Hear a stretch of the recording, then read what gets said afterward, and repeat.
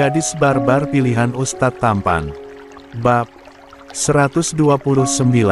Insya Allah, semua hidup dan matinya sudah diatur oleh Allah. Kita hanya bisa berdoa sekarang ini, Say. Jika saja tidak ada Ryan yang menemaninya, mungkin Sayan akan mengamuk. Tapi dia bersyukur temannya ini ikut dengannya. Gue akan pergi ke musola, bisa lo tetap di sini, Ray. Pria yang memakai koko hitam itu mengangguk. Menatap sendu tubuh rapuh Sayan yang perlahan pergi. Ya Allah, tolong berikan keajaiban untuk ayahnya Zai agar bisa sembuh. Entah berapa jam lamanya Sayan dan Ryan menunggu pintu terbuka. Tapi ini sudah sore, azan asyar telah berkumandang.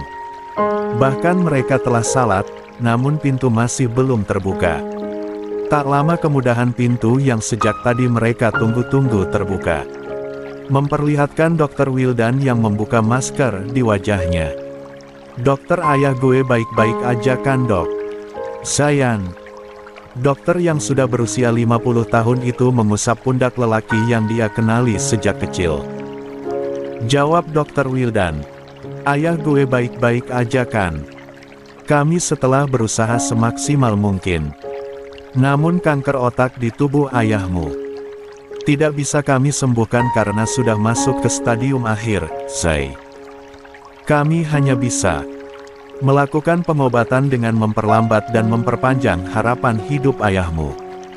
Itu pun tergantung seberapa tekad ayahmu bisa bertahan hidup dengan penyakitnya. Kedua kaki Zayan lemas seketika.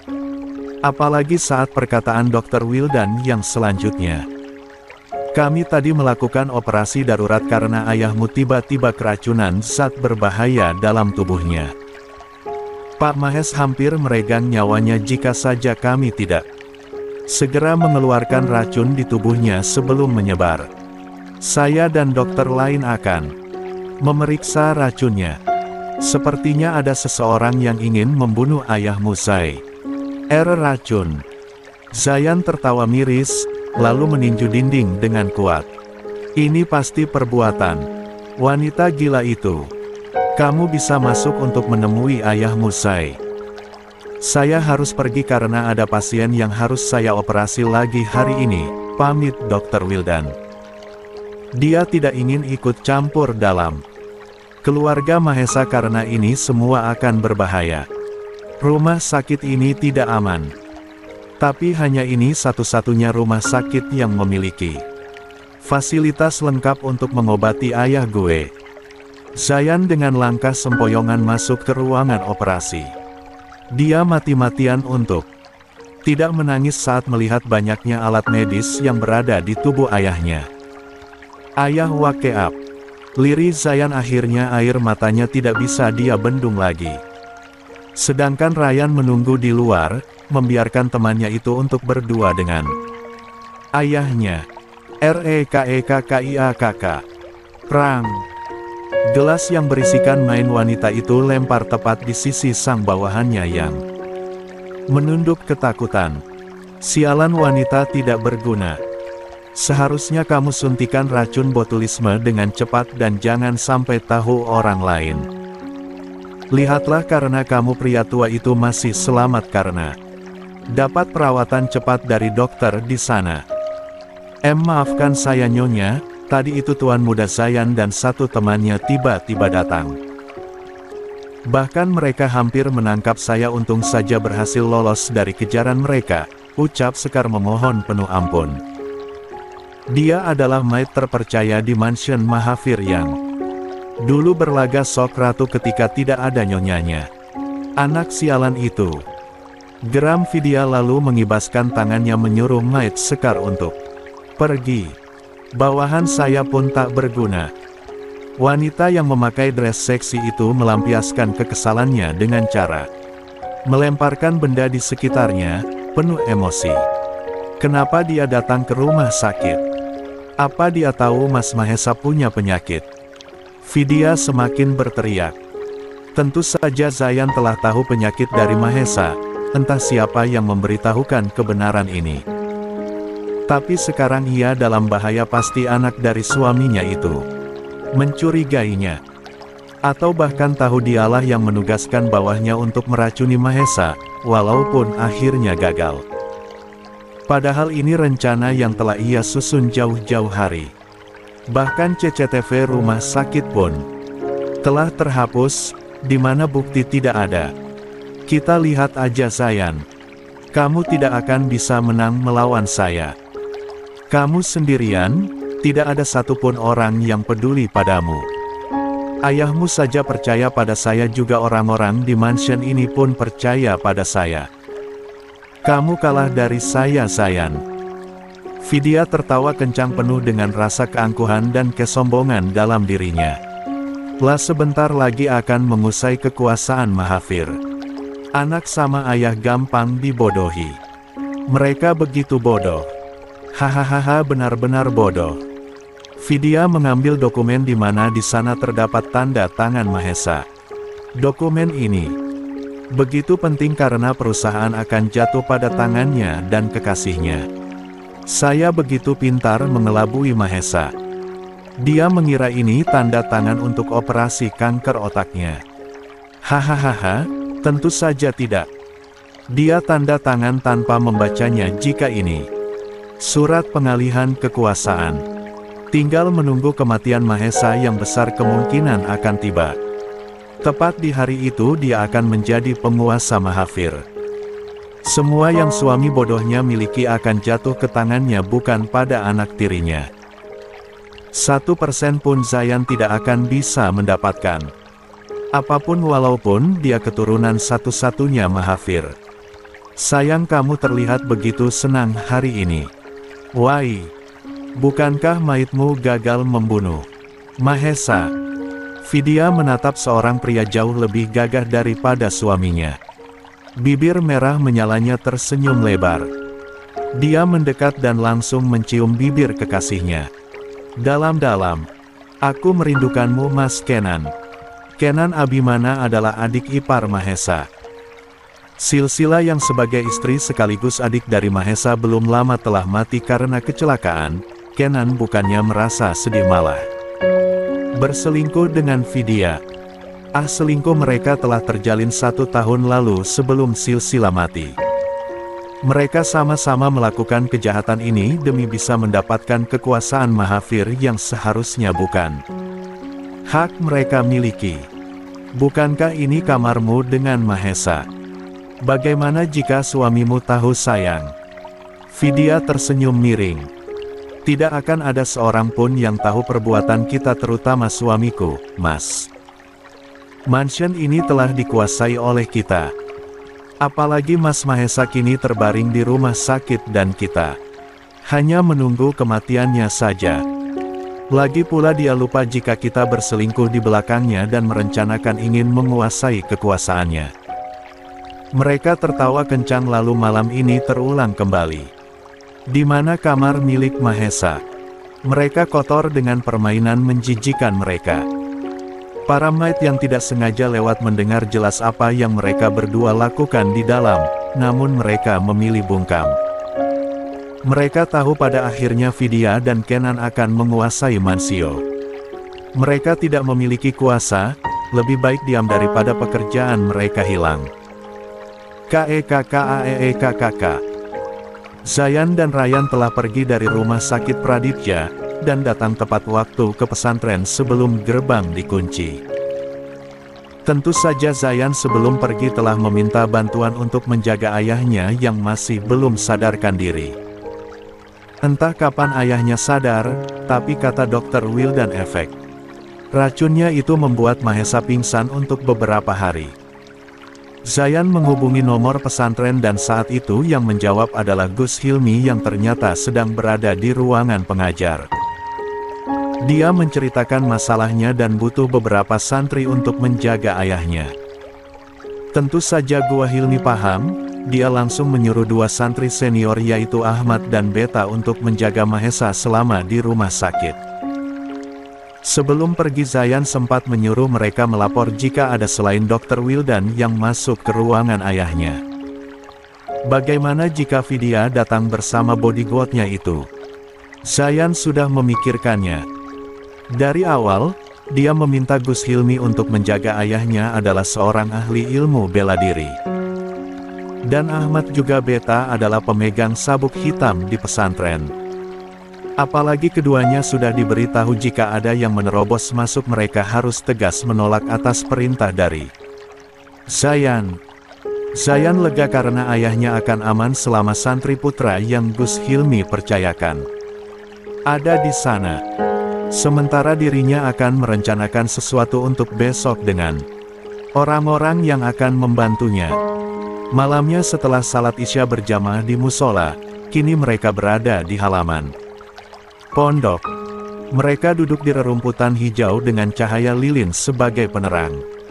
Ini kita mau ngepetkah? Celetuk Yulia membuat suasana tegang hilang seketika. Sayang, kamu sebaiknya diam, jangan ganggu konsentrasi kami untuk berpikir, pinta.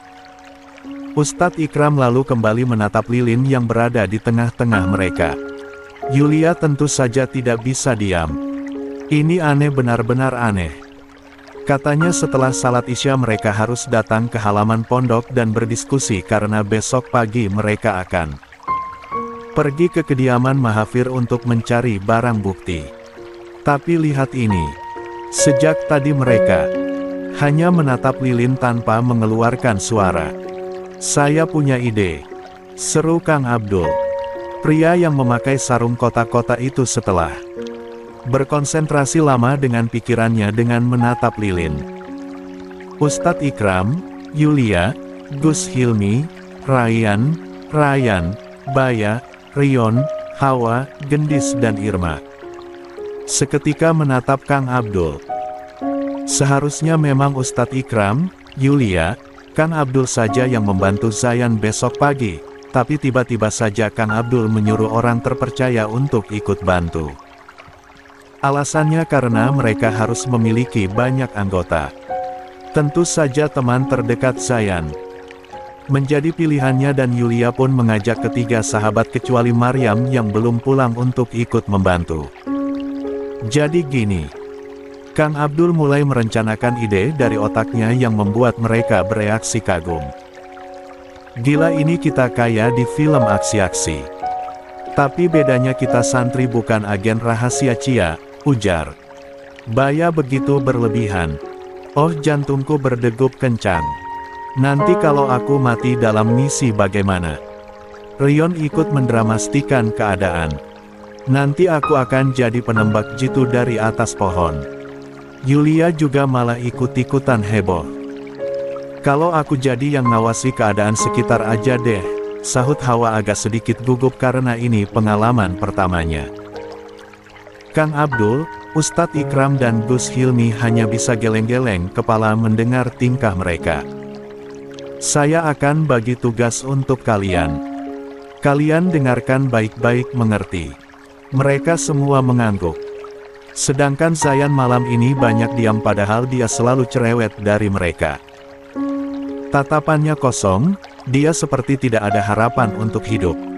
Keluarganya telah hancur. Ibu tirinya telah menguasai segalanya yang ia punya. Bahkan sekarang tersisa harapan itu pun perlahan redup. Zayan, panggil Ustadz Ikram membuat lamunan lelaki itu buyar seketika. Kita bisa. Kita punya Allah. Ya benar, doa dan usaha kita akan membuat kita mengungkapkan kebenaran ini, lanjut Yulia dengan tangan terkepal kuat. Tapi hati gue ragu. Mansion Mahafir sekarang dikuasai mak lampir itu. Pasti semua penjaga berjaga di setiap sudut. Walaupun nanti Kang Abdul bertugas untuk meretas CCTV. Apa kalian yakin bisa menerobos masuk ke dalam? Ada banyak penjaga yang terlatih. Gue gak mau kalian semua terluka. Suara tawa keluar dari mulut Ikram, Hilmi dan Kang Abdul. Zayan, ternyata kamu belum mengerti juga, tutur Gus Hilmi. Pesantren ini bukan hanya mengajarkan ilmu Islam saja. Tapi mengajarkan kita untuk menjadi orang yang kuat, membela kebenaran, lanjut Kang Abdul. Mereka lebih unggul dari kita tapi di hadapan Allah mereka tidak ada apa-apanya.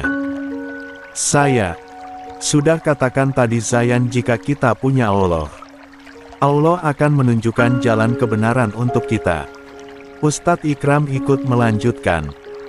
Jika nanti terpaksa, kita harus melawan untuk melindungi diri kita sendiri. Kami bertiga pemegang sabuk hitam. Aku pemegang sabuk coklat dalam karate, sahut Ryan dan juga Baya berbarengan. Membuat mereka bertos ria. Aku sabun maksudnya sabuk biru, ucap Roin agak gugup yang masih berada di bawah tingkatan sabuk coklat. Kalau aku pemegang sabuk hitam dong, sahut Yulia dengan nada sedikit sombong. Berada di paling atas tingkatan sabuk dari yang lain. Kalau kamu masih pemula yaitu sabuk putih. Tapi kami akan melakukan yang terbaik. Seru Hawa dibalas anggukan dari Irma dan Gendis. Karena itulah Hawa, Irma dan Gendis menjadi bagian mengawasi dari berbagai arah. Tapi nanti salah satu dari kalian harus telepon polisi jika kami belum keluar tepat waktu dari jam yang sudah kita sepakati. Nanti saya akan memberikan ponsel saya untuk menghubungi polisi. Mengerti? Instruksi Kang Abdul, dibalas anggukan dari mereka. Terus bagian yang masuk ke mansion siapa aja? Tanya Yulia. Mas, Zayan, dan Bang Hilmi. Sedangkan Kang Abdul akan berada di luar untuk meretas CCTV. Baya, Rion dan juga Ryan, kalian alihkan perhatian beberapa penjaga di depan gerbang, perintah Ustadz Ikram. Alihkan gimana maksudnya Ustadz? Bingung Baya. Mungkin kalian bisa meminta dana sumbangan untuk pesantren kita. Nanti saya akan memberikan dokumennya, usul Gus Hilmi. Jangan Bang. Yang ada mereka bertiga akan langsung diusir. Gimana buat Baya kesurupan aja? Dia harus berpura-pura gila karena kesurupan dan pasti beberapa penjaga teralihkan dan datang pada mereka. Usul Yulia membuat wajah Baya memucat seketika.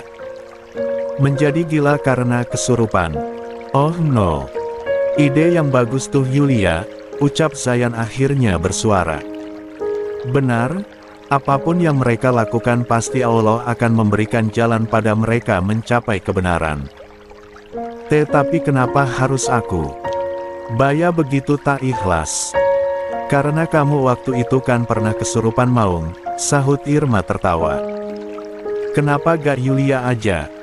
Celetuk Baya membuat Sienna sontak saja menatapnya tajam. Heh, emangnya gue mirip maung apa? Gue ini mirip kucing imut bukannya maungel, sayang udah, tahan Ikram melihat istrinya yang akan menyerang Baya. Oh oke aku akan berpura-pura jadi orang kesurupan. Baya akhirnya mengalah karena orang-orang percaya padanya. Nanti Ryan sama Rion kalian harus ada di samping Baya pura-pura minta bantuan pada mereka.